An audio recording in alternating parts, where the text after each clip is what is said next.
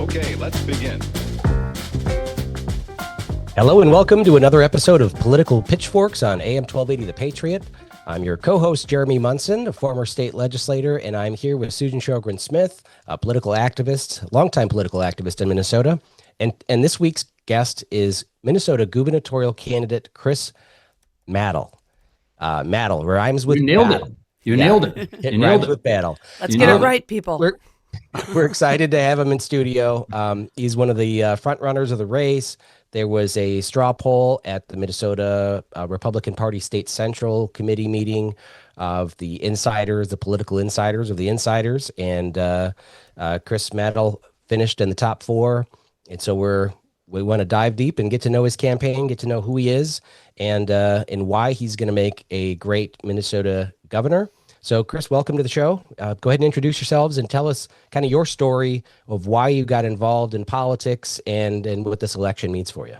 Sure. No, and thanks so much for having me. I really appreciate it. It's fun to actually communicate with real people now and then. So I really got into this race. I'm really not a politician, and God help me, I'm never going to become a politician, but I really got into this race because I really sincerely feel that our state is just on such a horrible track right now. And it's so frustrated me about what was happening over and over again. And for years, I've been listening to talk and from, frankly, Republicans and Democrats. And I've just had my fill of speeches, headlines, emails, these text messages and promises. I just decided it was time to actually get into the fight and actually see if we could move something, build it, fight it, and actually lead, and so we can actually bring the state back on track. My campaign is really centered on 4 issues, and I am really most interested in those 4 issues, and I think that those are the 4 issues that I think that we should really just be concentrating on, because I feel like, and I know I've had some people tell me that this is naive from the standpoint that I really just don't understand why these are political. But the first is just attacking fraud. The second is safer streets and supporting law enforcement. Third is making our schools stronger. And the fourth is really kind of at cost of living, affordability, right-sizing our government, because I feel like, especially with the budget, well, Jeremy and Susan, that, with the surplus that went up with $18 billion, and now we're acting as if that's all part of the budget going forward right now. It's just craziness that we're doing this amount of spending at the same time that our money is flying out the door to fraudsters, and really nobody is doing anything about it. And frankly, I would include Republicans and Democrats with respect to that. So those are really my 4 primary issues. I really feel like if we concentrate on those 4 things, I think that we can actually really improve our state. I was born and raised here in Waseca, Minnesota. I told Jeremy here a little bit before the show that I was stalking his on the internet, and we both share the same birthday. Although he's a kid, I'm about to turn 59, and I think what are you turning around? What, 12, 13 years old, Jeremy? Where are you at? So we share a birthday with a couple of knights, Sir Anthony Hopkins and Sir Ben Kingsley and Val Kilmer, John Denver. Look at you with all the entertainers. Yeah. Who's the best I'm politician? I'm turning the big 50 next week. I'm 50. I've got 1 year left before the big 60. So I'm turning 59 here in a couple of days, and I keep probably like you. I just don't know how it happened. I keep feeling like I went from 18 to 59, and I don't really remember anything in between. Yeah, well, if it makes you feel older, you're starting your 60th year of life. That's I don't know. I don't need that. I really don't need this. I'm just happy coming up early right, birthday. Yeah, I'm just coming up right behind you, Chris. And we talked about this, I think, a few weeks ago, that I really believe that our generation, Jeremy, you're just at the tail end of the babyhood of our generation, really, that we are the last generation that really experienced Minnesota, the Minnesota that we remember. It doesn't exist in the minds of most Minnesotans, especially because there are a lot of Minnesotans, people who moved here because of how great our state was, but then got here to find out reputationally that things had started to slide backwards. And I think that is one of the things that is hard, I think, for me, when you try and talk about a Minnesota where literally everybody knew everybody, and all the moms and dads looked out for everybody's kids, and people welcomed new people into the community, and it, you did play Ding Dong Ditch 'Em, and the neighbors just knew who you were, and they all understood it. And we were playing Kick the Can at 10 o'clock at night, and somebody's parents would say, "Everybody home." You were all at the park, by 9 in the morning in the summer every day, and sometimes 8. Right? No loud noise until after 7. Let everybody get up. But you know what I mean? We grew up in a time that was quite amazing, not unlike probably people around the country, right? But Minnesota was special. It really was. We had the best schools, and our medical system was phenomenal. It was a great business environment, and over time we've lost that. Whether it be the Met Council, the imposition of rules for everything. They tax everything they want to tax everything. There's nothing they wouldn't tax if they could, and our schools are failing, and there's a lot of reasons for that. Everybody can point the finger at somebody else, but the truth is they're failing, right? And Yes. I think that's the point, is we need to help them understand what we've lost in order for them to understand why we can get it back. We can get it back. We can. It's not that we can't. It's that we just aren't doing it. Well, it sounds like your childhood and my childhood were nearly identical, and I remember those kick the can games very well. We had my next door neighbor had a bus that they used to go to baseball games and take all the baseball players in there. We used to sleep overnight in that bus. That was kind of our campground, and it was just a revolving door of people going into that bus. But there was never a thought of personal safety as I was growing up. My parents had no idea where I was, generally from 8 to 5 p.m. Exactly. And I would occasionally come home for lunch, but a lot of times some other mom or dad would make you a lunch, and you would just, Right. do that. And it truly, and I really agree with you. There is something just very special about Minnesota, and there is just something unique about it. And I've traveled. My dad made all of us. Well, just me was the only one that agreed to the last trip. But I've actually seen all 48 contiguous states in a station wagon. Yeah. And Me too with my kids. Yeah, Yeah. and Yeah. and I've traveled a lot as a lawyer. There is just not anything. This is why I came back after law school, is because I love this place so much. Right. I talk frequently about Dayton's up in Minneapolis, about how my parents, used to drop us off, leave us out there for 3-4 hours. Brothers, Yeah. we'd walk the skyways forever. Yep. And that Dayton's 8th floor, in my mind, it's still about a square mile Right. of toys, Exactly. and I still feel like it was the most magical place on earth. It was. That, Yeah. yeah, and that really has just slowly ticked away and been lost. The 5, there's a I bus line. wholeheartedly agree with you. There's a bus line, the 5, that runs right. I grew up in Brooklyn Center, and the 5 line runs right through North Minneapolis. And I used to take the bus. I was 10 years old, and I would take the city bus from my house to Minneapolis. My aunt worked at Dayton's, and I would meet her. And if she had a day off and I wanted to go and see her on the weekend, I would transfer on Hennepin Avenue. I was 10, 11, 12 years old. Never was I Ever. afraid. Ever. Ever. Was I afraid? No. I wouldn't let my kid get on the city bus. I'm sorry for people who think that. Unless it was an express going right to where they had. Never. I wouldn't. And I would tell you, having been as close to law enforcement as I've been here for the last years, that they would not advise that any place in Minneapolis right now. Right. And we have just lost so much of that. We've lost Uptown, which frankly, used to be the coolest place Yep. around when in my 20s and my 30s. And now when you go through Uptown, it's not only desolate, but at night it's scary. It's a war There's zone. carjackings. And I've had a number of friends, frankly, Democrats and Republicans will tell me they've had an entire block of cars where their cars have been broken into and stolen. And one person was almost taking like a badge of honor because they were the last car on their street to get broken into, and thought that they had almost kind of won the lottery.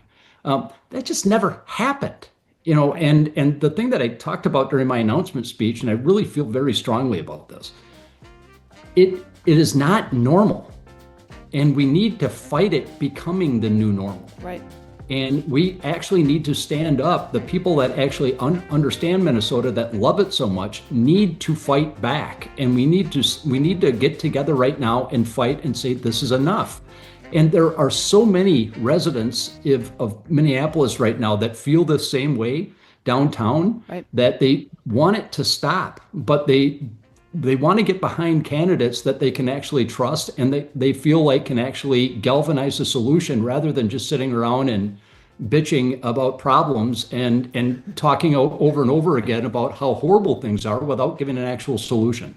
All right, Chris, we're going to jump into a break, and when we come back, we're going to get more into the solutions around Chris Madel's campaign for governor.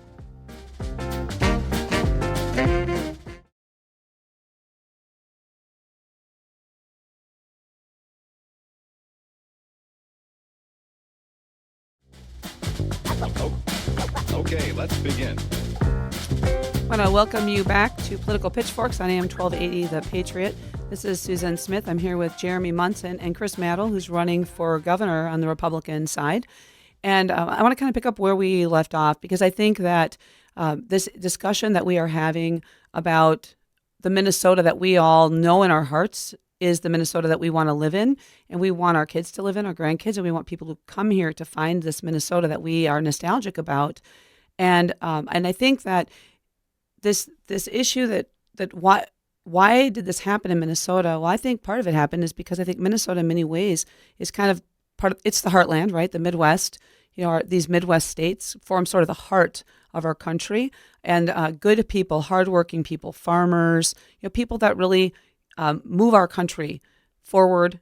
And by attacking us with policies and taxes and really creating a system that discourages voters and people, dividing us, it's critical that there are people who want power, who can't exert power unless they create a system where we don't show up. And I think they've effectively divided us, and we have let that happen. We've been asleep at the wheel for far too long. We've allowed our communities to be separated. There was a book, Bowling Alone, written, I think, 25 years ago, maybe 30 now, that really talked about the separation of people and communities. And I think that we've lost a lot of communities around the country. People just don't know their neighbors anymore. And it happened because we were trusting that our government was doing the good things, and that the people coming here were coming here for good reasons. And maybe their good reasons were bad reasons for us. We don't know. But I think this discussion about we can get it back. I think everybody wants to live in a place that we talk about. I really do. I think even the people we think don't, I think actually they do. They just don't know how to get it, because if you never saw it and never lived it, you don't know how to create it, right? So it's our job to provide the testimony, the teaching, and the opportunity to bring everybody to a place where we shouldn't be afraid of our neighbors, right? And they shouldn't be afraid of us. And so I think, let's talk about, Chris, what do you think as a governor, as a leader? Because I think people are looking for a leader. I think the number one problem we have in the Republican Party is we have very bad leadership, very poor leadership at every level, at the political parties, at our local governments. We have leaders that compromise away our principles all the time. They aren't willing to stand up and be proud to say that these values that we hold dear are the right values. We should not be afraid of our principles and our values. We shouldn't be afraid of it. And we are. And I think they're looking for a leader. And how are you going to stand up as a leader and lead the people to a place where we begin to do the work, roll up our sleeves together, clean up the corner of that we control? I want you to tell us how you're going to do it. So a couple things. So first of all, I couldn't agree with you more. And I feel like, especially in the last 10, 20 years, and this is one of the problems with social media, this is one of the problems with 24-hour news, that I really feel that there are so many people out there right now that their chief goal in life is to divide us. And I really feel, as particularly among Minnesotans, because there is a core DNA that we have to being Minnesotan. The idea of looking out for your neighbor, the idea of working hard, the idea, frankly, of trust in government has been a bedrock of being Minnesotan for as long as I can remember. That trust has been exploited by a number of people, right? Because we used to grow up, and I'm sure you heard the same thing that I did, Susan. Yeah, our taxes are high, but our schools are so great. Right. That's what we would hear over and over and over again. And now Mississippi's beating us with respect to fourth grade reading proficiency, which is it's just unconscionable to me. Yeah. With respect to what do you do with respect, and what would I do with respect to leading? I have taken on a number of causes that people thought were absolutely lost causes. The first one that I did was with respect to law enforcement in Hennepin County. They thought that any cop that was, if a white cop killed a black man, that cop was going to be going to prison. And when I represented Trooper Ryan Lonergan in that case, and I came out at the very beginning of that thing, and I said, open season on law enforcement is going to end, and it's going to end with this case. I got a lot of pushback, and most of the pushback that I got was from my conservative friends, Right. thinking that I went too far with respect to how I did that. And I know we're on the radio, but I gave them an expletive and then the word off. And because I said, listen, we have got to stand up and fight, because there are so many people that are in the middle that actually agree with us on this, that they Right. actually believe in law enforcement, they actually believe in safe streets, and they want them back. Right. And they know that what has happened here has been crazy. The next thing I did was with respect to when Liz Collin got sued by the number two person in the Minneapolis Police Department. There again, a number of people said, hey, why are you doing this? We have so lost our First Amendment about what it actually means in order to kind of advocate on the side of Republican and conservative ideals, that it has become accustomed to a number of people on the right to not speak up and say when they think things are wrong. I won both of those cases in Hennepin County in front of Democrat appointed judges. And it can be done if you actually stand up and you lead. Now, did I get death threats? A ton. I got a bunch of them. And, I remember my wife one time sent me a picture of a cop that was sitting in my driveway one time and said, she texted me a picture of it and said, is there anything you want me to know or I should know? And I said, no, nothing. It's all fine. And then I came home and told her what was actually happening. But you have to be willing to actually take those hits and stand up for something that you actually believe, rather than just getting up and coming through a bunch of talking points that some consultant fed you that thinks that the electorate wants to hear. By the way, you're hitting. I don't have any consultants. You're I hitting don't need any consultants. I don't want any consultants. And as I said before, Yep. I don't want to be a politician. This is. I actually just want to do what is right. These four things are the key to bring Minnesota back. Yeah. But is it going to take a fight? Yeah, it's going to take a fight. But I am not afraid of a fight. So go Chris, ahead. I had a conversation with one of the a conservative in our state who was one of our Republican leaders. He had some great words to say about you and how much of a fighter you are deep down inside. But I also want to ask you a few questions, some criticism that I've heard about your campaign. I know that you're an attorney. You lead a successful law firm. You practice in downtown Minneapolis, at least for the time being. And I've worked in downtown Minneapolis for many years. I didn't put a Trump bumper sticker on my car. I kind of stay out of politics at work. But like Trump, who ran a successful business in a Democrat-controlled city, he donated to Democrats and Republicans because he kind of played the game for many years before he got into politics. The criticism that I hear about you is that you donated to Democrats and, especially to Tim Walz and I think even Kamala Harris. And so the question is, and I'd like you to address this, like how can Republicans at the grassroots level trust you if you've donated to Democrat politicians? First of all, I totally agree with you. The president, the exact same thing. The same thing I always ask these people is that, did you vote for Trump? Then if they didn't vote for Trump, then I don't really understand what, if they voted for Trump, I don't understand why the double standard. And you're saying Second, that because Trump gave $700,000 to Democrats. and that's a lot more money than I have. So yeah. So I can tell you that. But and with respect, and number two, this is getting a little bit too in the weeds. The president did give money to Kamala Harris.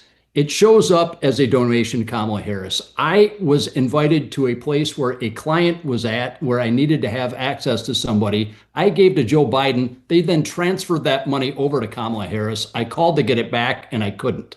And if you also saw during the same year, I also maxed out to the president. So, I understand with respect to my donations, and all this is a fair question. The thing that I kind of take some solace in is that with respect to the state central meeting, I discussed this openly. I've discussed this openly with everybody, and I still did very well. This is really a kind of a vocal small minority, frankly, of my opposing candidates that are criticizing my donations.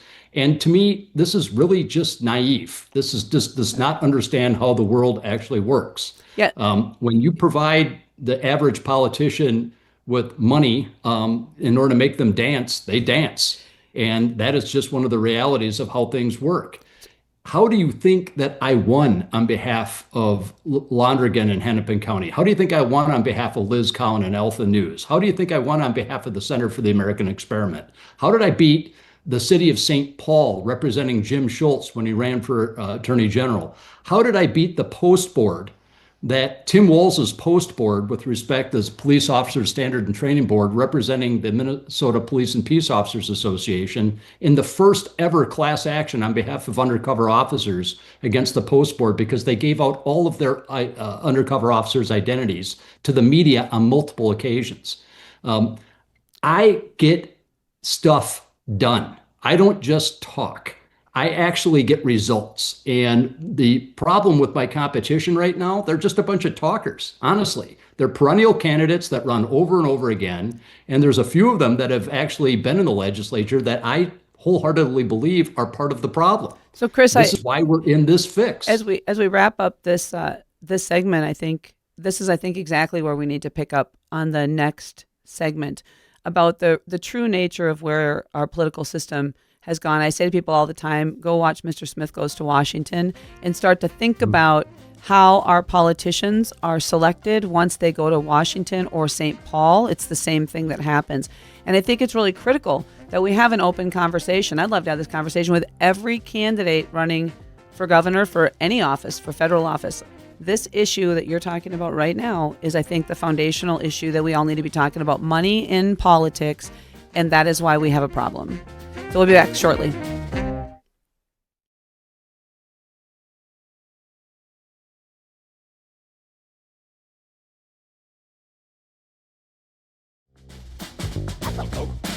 Okay, let's begin. Welcome back to Political Pitchforks. I am Susan Smith here with Jeremy Munson and Chris Madel, who is a Republican candidate for governor. And we ended the last segment talking about money in politics, and we're going to start this one talking about money in politics because actually, I think many of us agree that the money in politics is really the number one problem. I've had multiple candidates talk to me about fundraising outside of Minnesota. That to me is the epitome of, that just makes me angry. People should be keeping their money in their districts. You should be giving your money to candidates that you can vote for. And if you're giving your money to other candidates, that's not ideal. To me, this political consultant influence on our political system, these political candidates pick candidates. This is the perennial candidates that we see over and over again. They are often encouraged by political consultants who benefit from representing non-incumbents because incumbents don't need these people in the same way. And this is why we have a problem. And I think that my advice to voters is really consistent. If you want to know a candidate, meet them, go to a town hall, call them up, have a conversation, preferably look them in the eye when you're talking to them so you can get a sense for are they talking to you? Are they telling you the truth? And if when they're talking to you, they're looking past you to try and see if there's some other more important person that walked in the room, that's not your candidate. That's not your candidate. If they've got somebody more important than a constituent, then you know what? Don't vote for them. So I think that we have disempowered voters across the state. We have encouraged them to not even show up. Don't go to caucus. Don't even go to the polling place. Just, send it all in. We can do it from afar. No, we can't. Politics is hands-on civic duty. I really do believe this, that every person, Democrat, Republican, I don't care who you support, you have a duty to be engaged in the political process. It is your civic duty. We cannot protect our state from afar. This requires people to get involved at the local level, know their candidates, be involved in the process, support their candidates. And all this money that floods in, these PACs, which have become a necessary evil for a lot of people. And they are really, this money, this hidden dark money is destroying politics. And it's going to flood our state no matter who runs for governor. It's going to flood in and manipulate voters and try and dupe them into either getting frustrated and walking away or supporting candidates that they don't even know who they are half the time. So you tell us, Chris, where do you stand on PACs, outside money, not Minnesota money? Where do you fall? I am not accepting any money from PACs, registered lobbyists, or unions. And I've actually had unions and some PACs call me up and say, where can we send a check? And my response to them is, please get involved in the February caucus and support me, but save your money. It is important to me that voters know that when I'm talking to them that, and I'm saying when I talk about those four issues, that's what I'm going to stick with. I am just a person that believes in his word on those things. I am going to just follow those things. I'm going to continue to fight for those things as long as I am governor. I'm not going to be beholden to any special interest money. And I know that Walls has taken millions from these places. And I also know that I've worked that system myself. I've done it on behalf of Trooper Ryan Londrigan when we were repeatedly writing letters. I was ghostwriting letters for the MPPOA and trying to get Walls to take the case away from Murray Moriarty. And that he threatened to do that. And that's what ultimately led to the charges being dropped against Trooper Ryan Londrigan. So this is one of the things where when people say, well, my goodness, you've given to Democrats. I'm like, I'm looking at a 28-year-old trooper at the time that had a 8-week old son. And by the way, he just had his second child, Faith, that was just born here in December. Nice. You look across the table at that and know that giving some money to Democrats resulted in those charges being dismissed. I will do that every day of the week and twice on Sunday. I could care less what any of these people say with respect to these donations when they've gotten the results that I have obtained. But I think you're 100% right with respect to the money. And these consultants really do. They like to handpick candidates because they get paid by the candidates. Then they raise money from the PACs. Then they get more money and they just keep doing, and they go from place to place to place. And the more that they keep running, the more money that they get. And that's one of the reasons, too. I don't want any consultants. I don't need any consultants. I know what I believe. I know how to communicate to people. And the last thing I want is somebody whispering in my ear and saying, oh, geez, you can't say that. You might offend X, Y, and Z. We have a house that is burning in Minnesota right now. We need to put it out. I know how to put it out. And it needs to be fixed by somebody that's going to be willing to get in there and fight, and not with a bunch of talking points or being handpicked by the Republican establishment because everybody feels that he or she will be easy to work with. I'll tell you right now, there are going to be times I am not going to be easy to work with because I know what needs to be done, especially with respect to Minneapolis and St. Paul, with respect to law enforcement. I have seen how they have been treated up close. That has to change. And if that is going to make some people angry in Minneapolis and St. Paul, bring it on. I could care less. I want to ask you a quick question about this because one of the frustrations that I have, and I'm in CD5, I'm right outside of Minneapolis, but we have a wag the dog problem in Minnesota, which is that the Minneapolis St. Paul politicians control St. Paul, and we have a problem of we have a legislature that's bringing Minneapolis philosophy and approach to problem solving to outstate Minnesota rather than the outstate representatives understanding they carry every voter on their back to St. Paul. They're not supposed to be convincing outstate people to be like Minneapolis, which is on fire completely, right? They're supposed to be saying to the people in St. Paul, we don't want any of the stuff that you guys think is necessary. We don't have these problems. We don't want these problems. Instead, we're shipping the problems out of Minneapolis into outstate Minnesota. We're destroying our state because our politicians are cowards and don't defend what's right.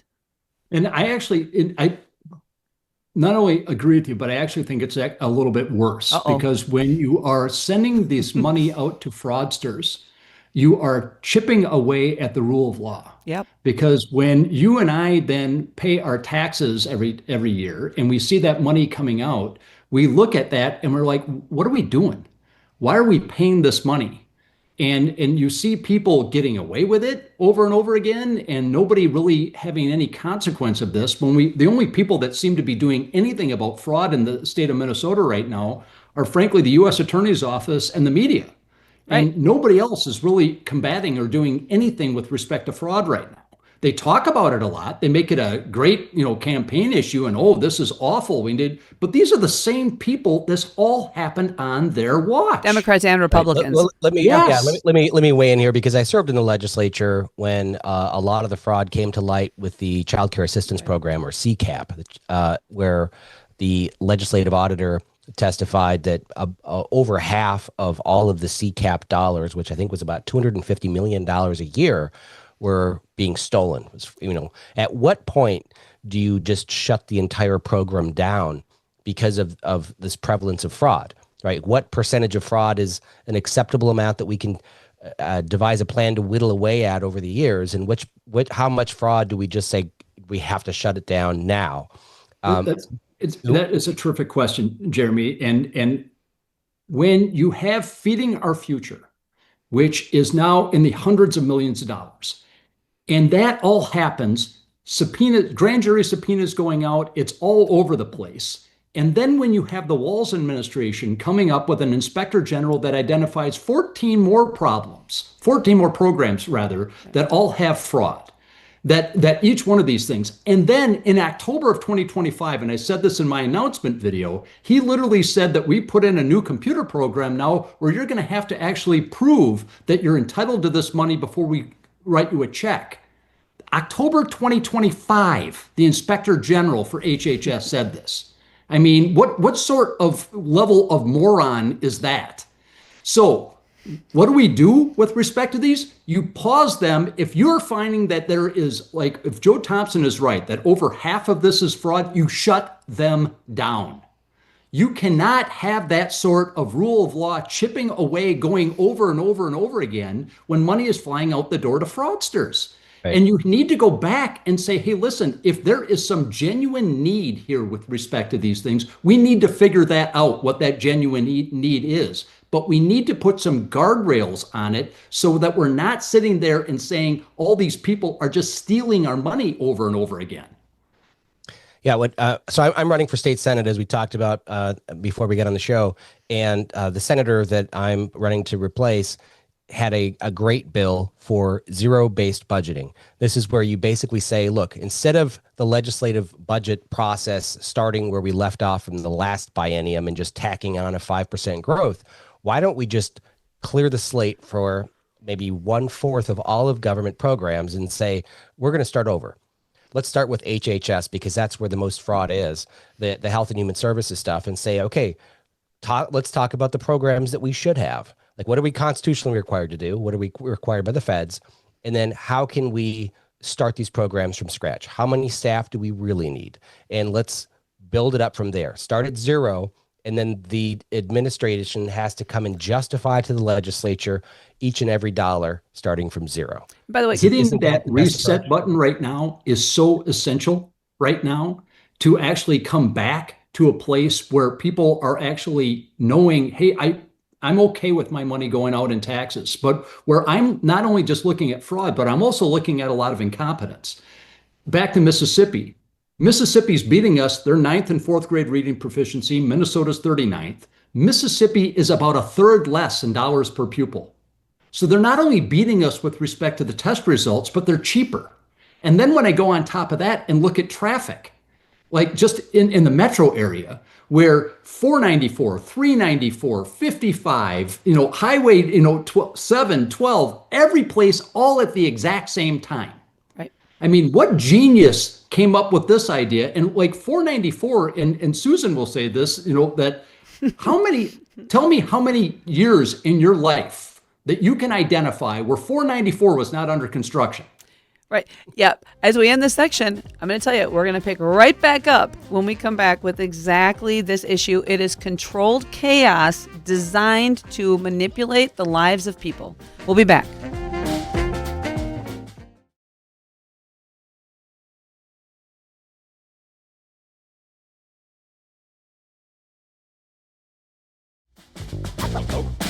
Okay, let's begin. Welcome back to Political Pitchforks on AM 1280 The Patriot. This is Jeremy Munson, and with Susan Smith and Minnesota Republican gubernatorial candidate Chris Madel. Madel like battle. I got to remember There you that go. one. It's You a got it. commonly mispronounced name. So we've talked about money in politics, and I applaud you for not taking money from corporate PACs, unions, lobbyists, and these special interest groups that do kind of flood the campaigns. However, the critics listening are going to say, but Walz isn't taking this pledge, and Walz has all the union money and all these corporate and special interest money coming in to defend him. And I just want to say to everybody listening that there will still be independent expenditures by these groups, but they can't have any coordination with Chris's campaign, and so that money can still come in and play in this race. Because if we do have a contender for governor and this race is in play, there will be lots of money coming in, not just for the governor's race, but for the U.S. Senate race, and for the second congressional district, which is key to keeping the majority in Washington, D.C. But I like the idea of zero-based budgeting. Sounds like Chris is open to that too, where you can just say, let's start from scratch in the human services realm of Minnesota state spending and try to go back and justify all these programs. However, the reason why we've gotten to this point, and I'll say this from a legislative standpoint, is because of multiple multi-subject omnibus bills and how they're passed in committees and voted on the floor. I've served in the Republican majority in the House when we controlled the House and Senate, and I voted against these multi-subject omnibus bills because they are a violation of Minnesota state constitution. Unlike the federal constitution and Congress, our state under Article 4, Section 17 requires that every bill be a single subject and the subject expressed in its title. In packing 100 or 200 bills that fund all these social program and housing assistance programs and everything else, and these massive multi-billion-dollar spending bills is unconstitutional. And if we would just have a governor who would say, look, send me every bill independently. And if a single bill doesn't vote on it, if it can't stand on its own merits, then it shouldn't be law. Is that something that you'd be willing to support, or how do you read the Constitution?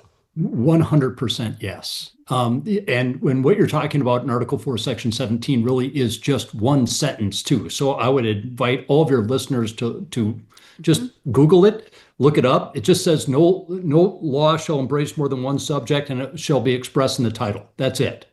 It's not complicated. And to Susan's point, I don't even know how lawyers can try to slice and dice that one. This to me is they can, just because something the where,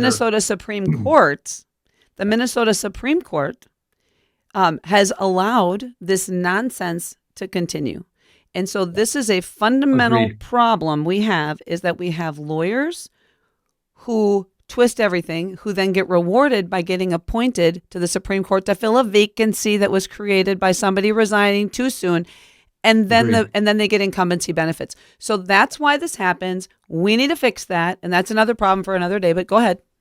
Agreed. But the beauty of our state constitution, and it mirrors the federal one, is that we do have the separation of powers, and the governor can do something about that. Yep. And yes, as governor, I'm going to follow the Constitution, and obviously that is impacted by what the courts feel about it. But I can also read too, and I like to think that I'm a pretty good lawyer, and I would veto one of these things. This last session, just what you're talking about. Unbelievable. We reduced disability payments for cops and firefighters, in one of these broad omnibus bills.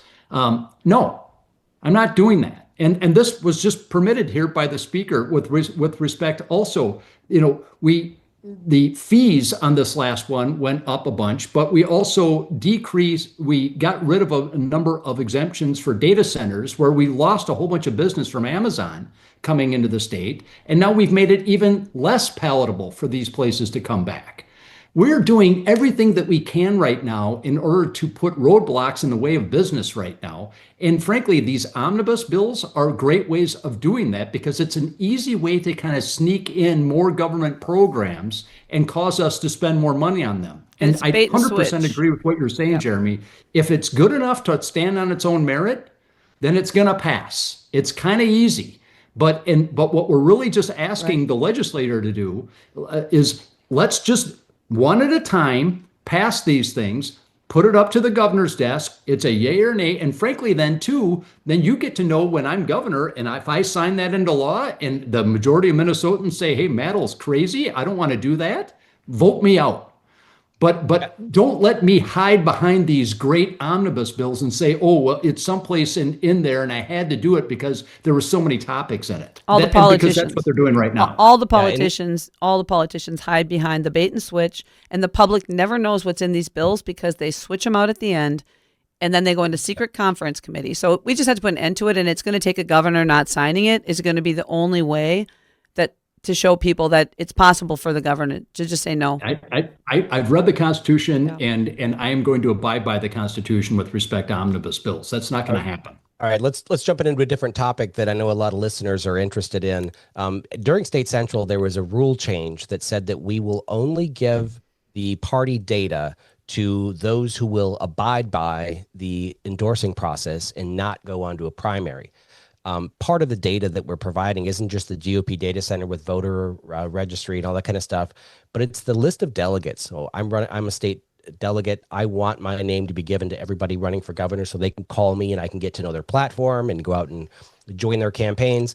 And now the party is saying that my name and information will only be given to those who are going to abide by the party endorsement. I think it's just going to cause more people to go to primary, and it's going to kind of wreck our chances of winning. I know you're kind of a purist on this because you understand that some of the endorsement process can be corrupted. You've probably seen where candidates are found unqualified and not even allowed to speak and things. So where are you on this? Can you kind of explain your reasoning for your decision? So the thing that I was really I specifically told people that I'm not abiding by the endorsement, that I'm going to the primary. And I've been encouraged by some behind the scenes. Hey, Madel, just say that you are and then just change your mind later on. I'm just not going to do that. I want to be honest with people and upfront. As part of being honest and upfront, we need to recognize that the Minnesota Republican Party has chosen horrible gubernatorial candidates for about 20 years. We've lost for 20 years. And until we start recognizing that, we need to, and it's the same sort of thing like my dad was a recovering alcoholic. He quit when I was a year old. Until you start recognizing the problem, you're not going to get over the problem. But I want to say right now there is a real problem with the Republican Party right now. I'm not abiding by that because frankly, they've chosen poor candidates through that endorsement process. But I need to say this, and I think this is the thing that we skip this step. The candidates presented to the people, both at the endorsement level and at the primary level, are typically candidates chosen by political consultants who intentionally are chosen because they're going to answer to a boss that's not the people. And I think that's and if we go to a primary only process, we definitely are going to have that. So this is the point that we have to understand. The caucus matters, and we need good people to fight at every level, at the state house, state senate, every one of these constitutional officers. We need good people to come to the table, to be willing to put themselves out, take a turn, do a civic duty, because that's the problem. We don't have good choices because it's like they play whack-a-mole with good candidates to get rid of them. They attack them and get rid of them. We have to end that. And this is also emblematic as to why one of the reasons that I'm really running. We've just forgotten the average person. I've been hearing my entire life about, we need to do something to protect the middle class. And I've seen, jack squat about anybody actually doing something about that. And that's one of the reasons that I have in my tax plan, just have, increasing the standard deduction to $75,000 for income tax. That will take $4 to $6 billion out of the budget. We're already giving that away in fraud, even according to the U.S. Attorney's Office. That's half the amount of fraud that we're giving away right now. And I want to actually do something that actually provides a voice to people that have not had that voice right now. And I'm certainly not handpicked by the Republican establishment. Right. And frankly, if I was, I don't think I'd be voting or running, rather. I'm very proud that I'm not. I'm fighting on behalf of cops. I'm fighting on behalf of teachers that actually want to teach. I'm fighting on behalf of people that can't afford breakfast cereal, which I'm near and dear to me because I eat way too much breakfast cereal every day. And I have seen the prices of that go skyrocket. We're about to hit a hard end, and I want to say, first of all, I hope that you run not against a specific candidate, because I don't believe Walz will be the candidate unless the Republicans have failed so miserably. It's not even funny. So I don't run against the policies and the principles that you believe in. But in order for people to know more about you, they've got to know your website, how they can get a hold of you. So in this last, 15 seconds, can you quick tell people how to find out more about you? Yeah, the madelforgovernor.com. And what I would encourage people to do is watch my announcement video, which has gotten about 5 times as many views as any other candidate. It's an hour long. I don't just talk about problems, I talk about solutions. What's the website? Madelforgovernor.com, Madel for governor.com. Great. We really appreciate you being on. Thank you. We're trying to give a forum for all the candidates. We think it's important to make sure that people are educated and head into caucus and go to caucus February 3rd. Everybody, go to caucus. Thanks Go for to caucus. listening. Thank you.